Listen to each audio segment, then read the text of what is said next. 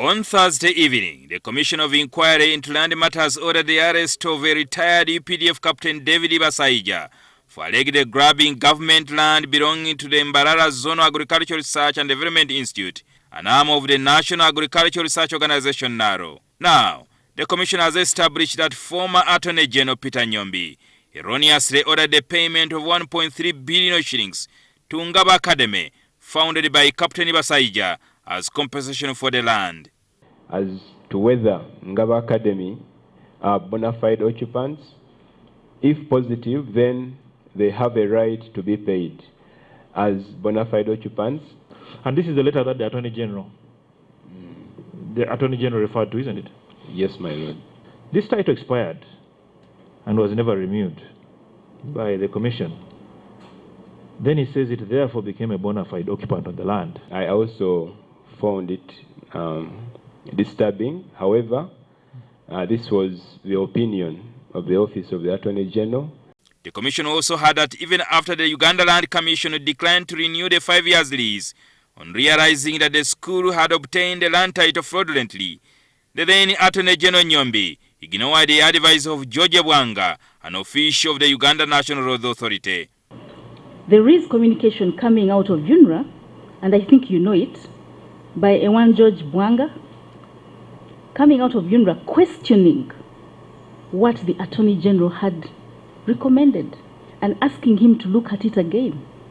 But in the George Bwanga letter he asks, should this person be called a chibanja holder?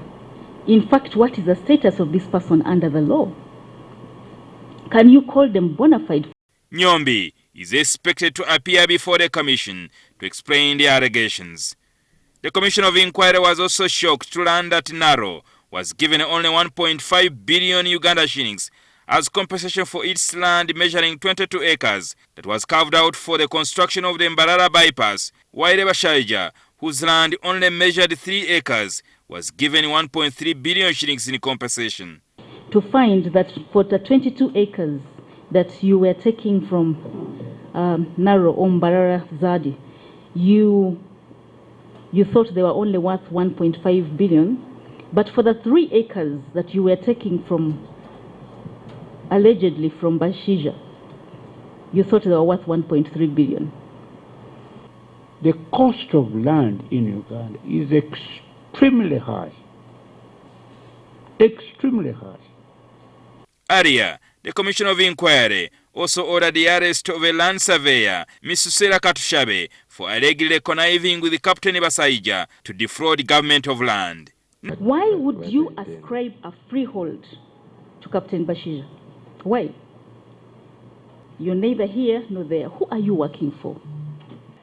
But in this particular case, this is what happened, that the information was not readily available. You decided to become a foot soldier of some corrupt people in order to help people who are not deserving to become project-affected persons. That is what you have done throughout all your evidence here. No, my lord. Okay, if you're not working for anybody, then you're going to go with my court orderlies and make another statement.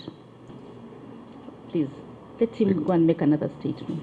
Next week, the Commission will camp in Mbarara to inquire into land matters in eastern Uganda. Jingo Francis, NTV, Weekend Edition.